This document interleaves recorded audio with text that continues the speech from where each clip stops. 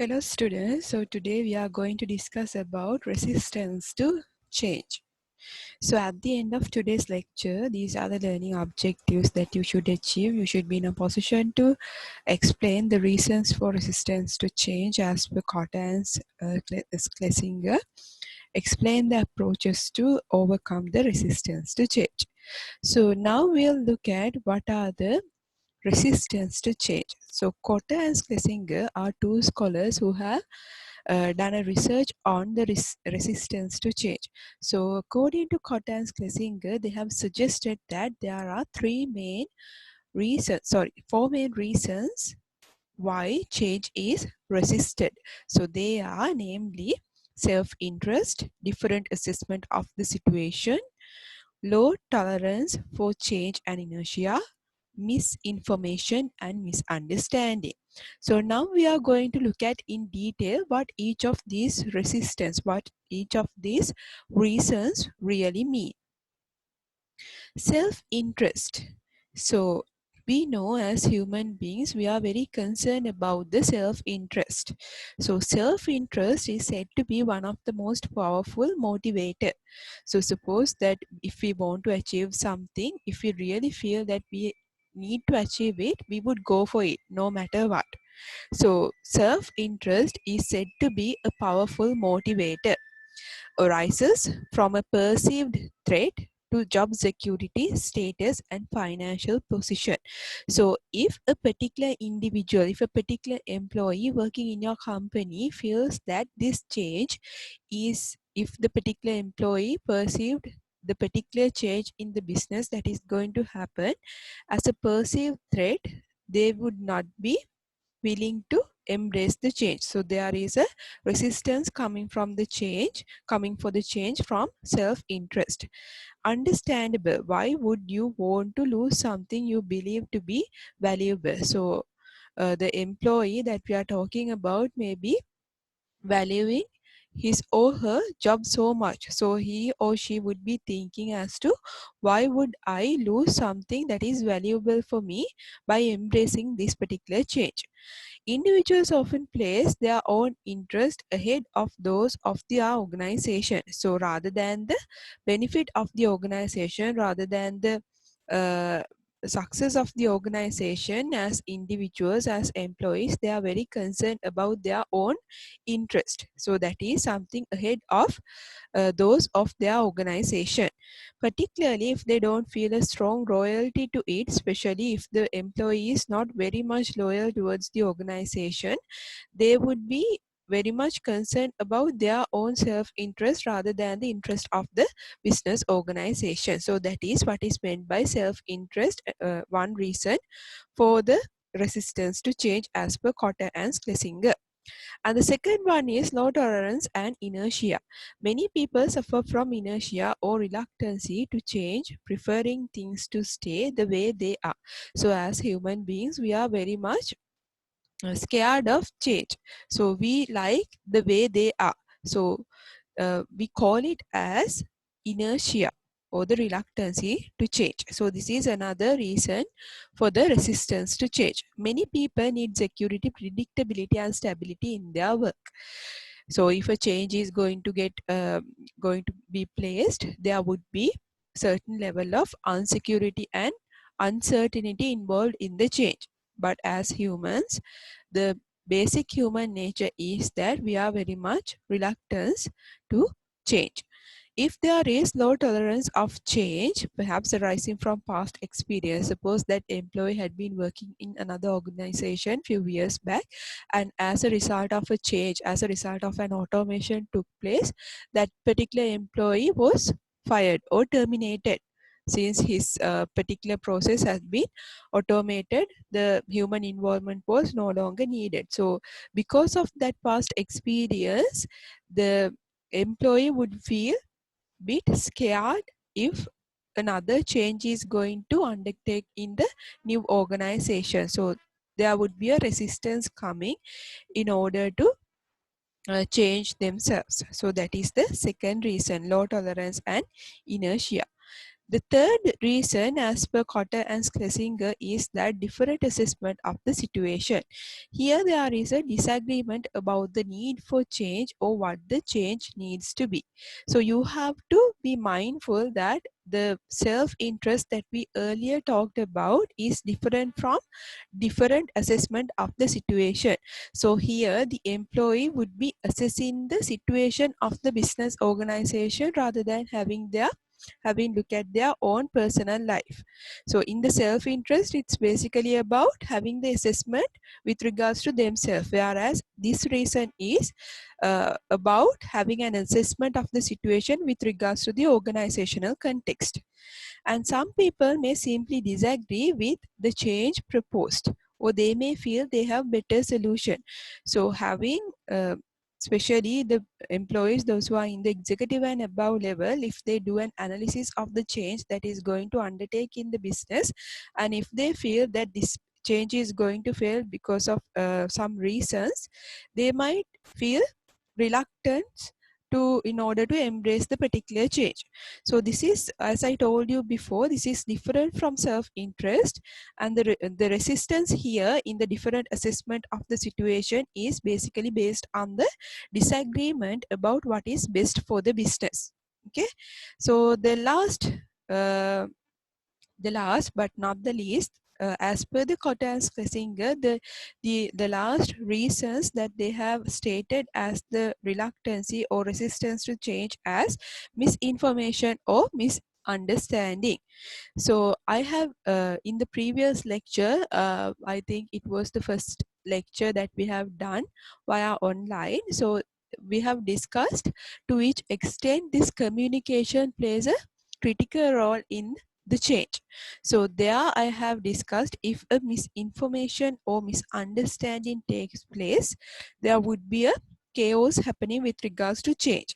So here it says people don't understand why change is needed, perhaps because they are misinformed about the position of the business. So if the particular employee is not convinced as to this particular change is important, there would be certain resistance coming from the employee side. And also misinformation and misunderstanding are said to be one of the most commonly seen reasons for resistance to change. Perception may be widespread that there is no compelling reasons for change. Perhaps even an element of people fooling themselves that things are better than they really are. So the misconception or misinformation and misunderstanding is the last reason stated by Kotter and Schlesinger as the reluctancy or resistance to change. Okay, so by now we have discussed about what are the reasons as per Kotter and Schlesinger for resistance to change. So we have achieved the first objective for the day. Now you should be able to explain the reasons for resistance to change as per Kotter and Schlesinger. Now we are going to move into the second objective for the day. So according to Kotter and Schlesinger, they have introduced 6 ways to overcome resistance to change. So namely, they are education and communication, participation and involvement, facilitation and support, manipulation and cooption, negotiation and bargaining, and last but not least, explicit and implicit coercion. So here, okay, so now we are going to look at what are these ways that are stated by Kotter and Schlesinger in detail in order to overcome resistance to change. We look at the first one, education and communication. So read what is there in the slides. The starting point for successful change is to communicate effectively the reasons why change is needed. So the communication is the key.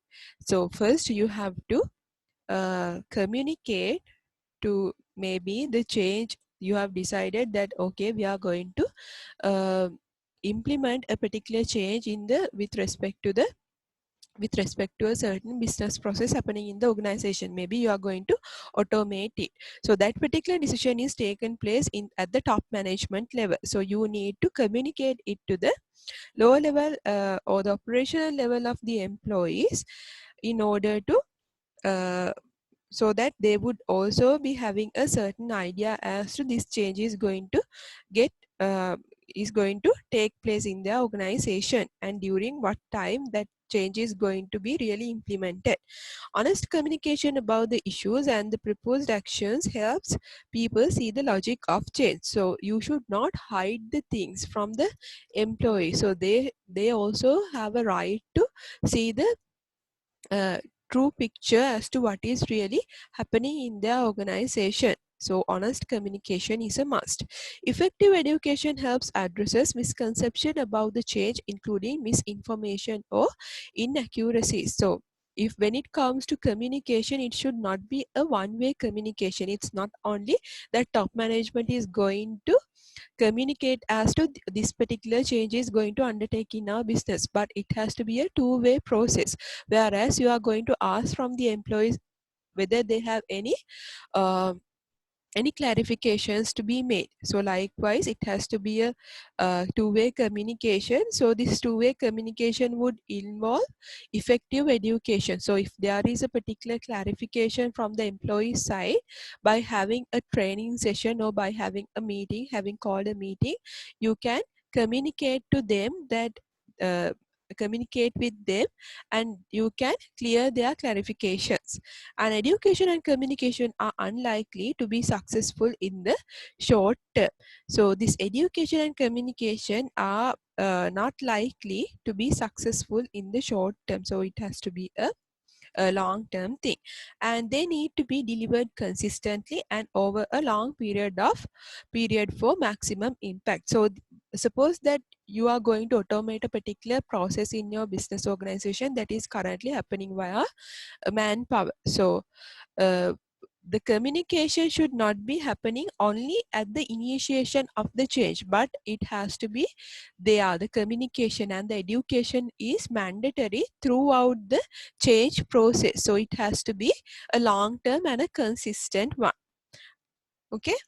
And other than that, what would be the advantages of this education and communication? So once advantages would be, once on board with the change, people will be more willing to get involved with its implementation.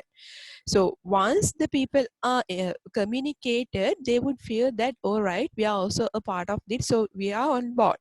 And with that, the change, once on board with the change, people will get involved. So once they are communicated, they feel that they are also a part of this.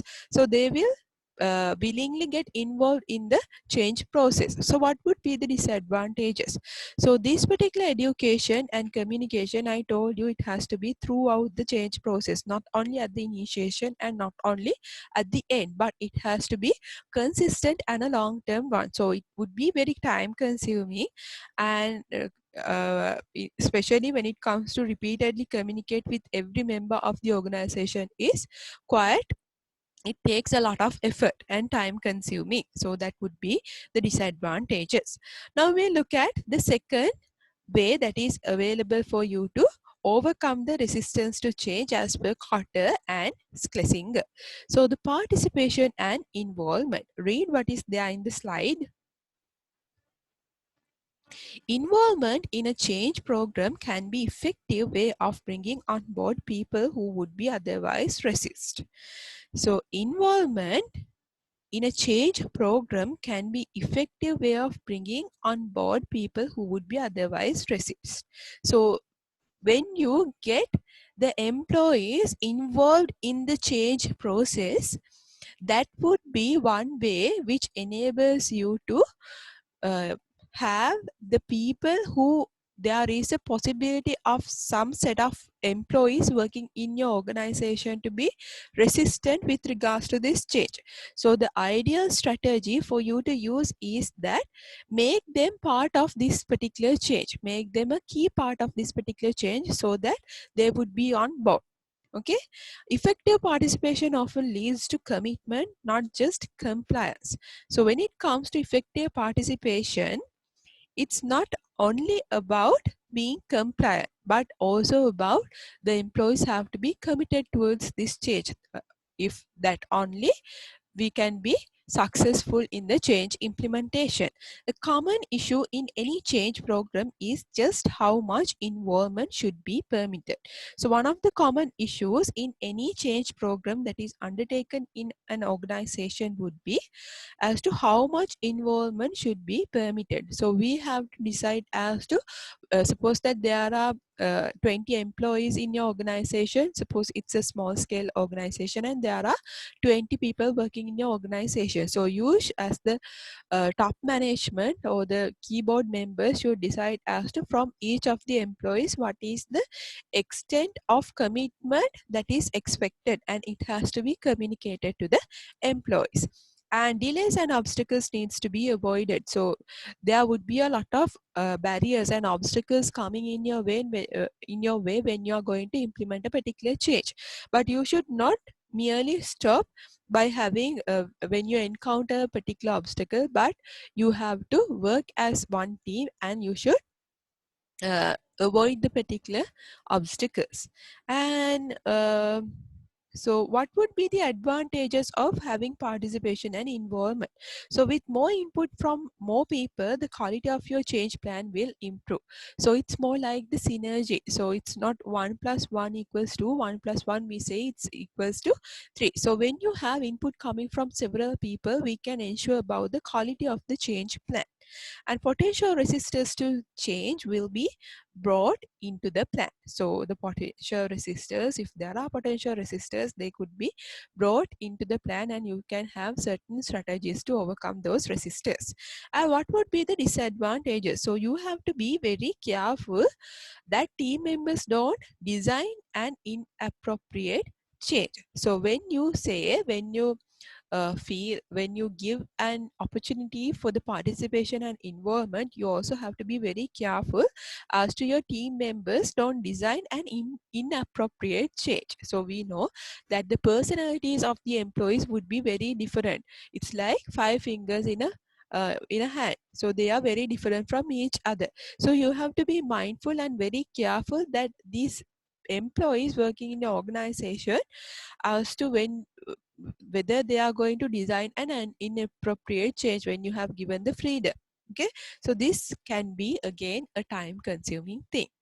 Now we are going to move into the third way which is available, third way available for you to overcome the resistance to change as per Kotter and Schlesinger. That is facilitation and support.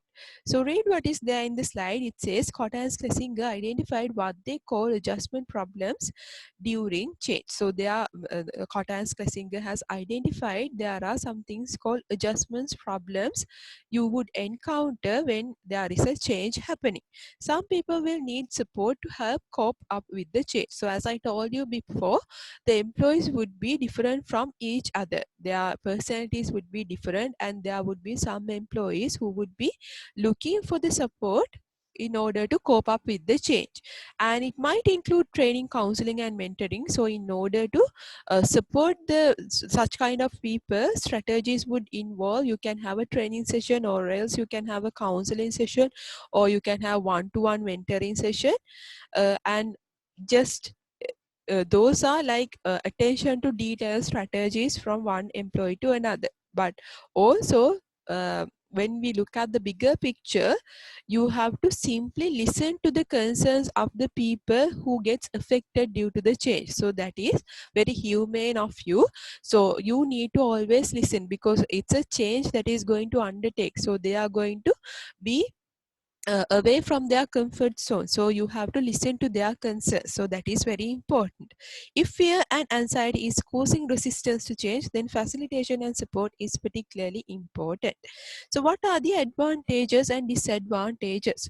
So when it comes to facilitation and support, we say that it is the best approach for you to use in order to eliminate the fear and anxiety of the employees working in your organization. And the disadvantages, so again this particular method or the strategy would be again time consuming. So if you are going to do one-to-one mentoring or one-to-one counseling, it would be very time consuming and expensive. So that's about facilitation and support. Now we are going to look at the uh, fourth ways as stated by Kotter and Schlesinger in order to uh, successfully overcome the resistance to change. So that is manipulation and co-option. So co-option involves bringing specific individuals into roles that are part of change management. So it would be managers who are likely to be otherwise resistant to change. So I told you earlier as well, if you see that there are very challenging employees who always question about the change, what you can do, the most wise thing to do is that you have to make them a key part of the change process. So you are going to co-option them by involving and bringing those individuals into roles that are part of the change management. So manipulation simply means that you are not going to reveal each and everything. So this is you might see this as unethical, but if this is the only option left, you will have to do it in order to ensure the successful implementation of change. So use of manipulation might be seen as unethical, and but the reason why we are compelled to do it is because it is the only option available if other methods are not going to work. If other methods are going to be ineffective, manipulation would be the only method available. So it's not like you are going to have this manipulation method first at the first place, but if only the other methods are not working, if you feel that those methods are very ineffective, you can go for manipulation or the selective use of information to encourage or behave the employees in a particular way. So you are going to use the information in a selective manner. Okay, so that's about manipulation and coercion. That is the fourth way that is as stated by Kotter and Schlesinger as the ways available for you to overcome the resistance to change. So what would be the uh, advantages? So it can be a quick and inexpensive way to overcome resistance to change, and the disadvantages would be so if you are going to manipulate the information, it would create problems. Okay, so you have to be mindful as to, you have to be very keen as to, you should not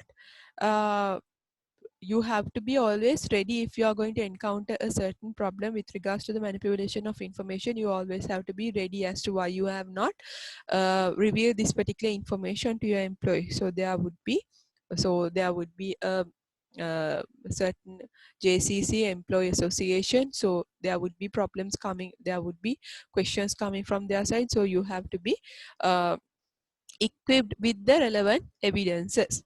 And the fifth one, now we are going to move into the fifth way, so that is negotiation and bargaining. So it's again about the communication. The idea here is to give people who resist an incentive to change or leave. So leaving would be the last and the final option. You are not going to terminate the employees. It's very inhumane to do that. So what you can do is that uh, if the employees, if you really feel that they are a bit reluctancy to change, you can give them an incentive. If they embrace change, this incentive will be received. Likewise, you can give incentives, you can do negotiations and bargaining. The negotiation and bargaining might involve offering better financial rewards for those who accept the requirements of the change program. So as the first point mentioned in comprehensive manner, in the second point it says negotiation and bargaining might involve offering better financial rewards. So rather than having a pat on the back, what is expected, what the more encouraging incentives for the employees would be the financial incentive. So if nothing else works, what you can do is that in order to ensure the successful acceptance of the requirements of the change program, you can give financial rewards for the employees who are accepting the requirements of the change program. Alternatively, enhanced rewards for leaving might also be offered. So if you are going to automate a process, and if the particular employee who has been working in the particular process, when it comes to the manpower, if the particular employee is no longer needed, you can let the particular leave with the rewards. So you need to have enhanced rewards if you are going to terminate a particular employee, but that should be the last and the very last option. Otherwise, it's really inhumane. And this approach is commonly used when a business needs to restructure the organization. Especially this sort of strategy would be used by the organizations as per the Kotter and Schlesinger when there is a restructuring of the organization. So what would be the advantages? So it can be quick and inexpensive way to overcome resistance to uh, no what would be the advantages? So advantages would be, yes, it would be a quick and easy way to avoid resistance, and the disadvantages would be sometimes it would be expensive if everyone wants compensation to accept the change, so we would be in a bit of a problem. And the last one for the day would be the explicit and implicit coercion. Uh, Coercion. And this approach is very much the last resort if other methods of overcoming resistance to change fail. So coercion simply means that you are going to have a force, you are going to force your employees in order to do something. So that should be the very last option. So what you experience in an organization, the employees always remember it. It may be a positive one, it may be a negative one. They always keep it in their minds, and they um, the experience that they have gone through would be reflected through their actions when it comes to future.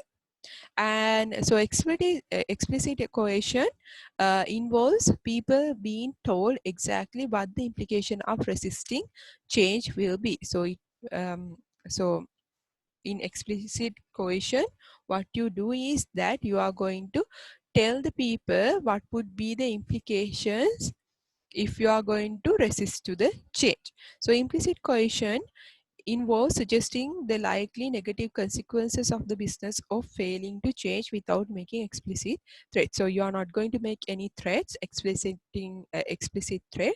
Instead, in implicit coercion, you are going to simply tell your employees that if you are not going to embrace this change, we as a business is going to fail. And the big issue with using coercion is that it almost inevitably damages trust between the people in a business and can lead to damaged morale. So if they feel that they are threatened in order to do something, and if they feel that uh, the the top management of the organization is not very much concerned about the well-being of the employees but only about the business intentions, again it would tarnish the trust, it would damage the trust.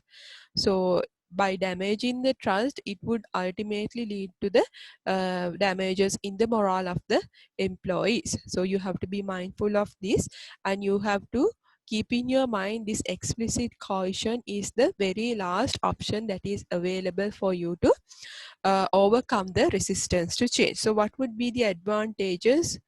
um, this method is quick, it can overcome all types of resistance. So when it comes to especially the explicit coercion, so it's very quick. So when you give a coercion, the employees would quickly accept the change. But disadvantages, it can be very risky. Team members can be furious at not just change but also how they are being handled. So you have to be very careful when if you are going to use this explicit coercion, because it's very risky actually, because if the team members feel furious, it would not just only affect the change but also it would affect the full business process that had been happening in the past as well. So that's about the using of 6 approaches to change. So now we have discussed about what are the reasons for the change resistance as per Kotter and Schlesinger, and we have discussed the approaches, the 6 approaches that are available for you to overcome the resistance to change as per Kotter and Schlesinger. So that's the end of today's lecture. So I have uploaded an additional reading. I have uploaded this particular reading for you all.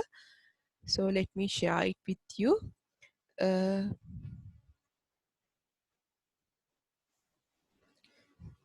so I have shared this particular article with you.